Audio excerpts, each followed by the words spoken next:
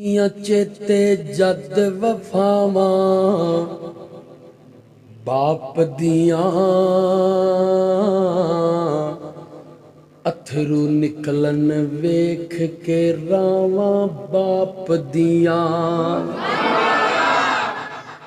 ओए प्यो दी हल्ला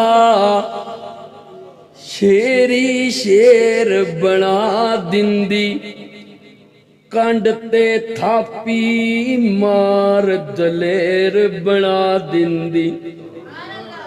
आसरा बन दियां यारो बावां बाप दियां।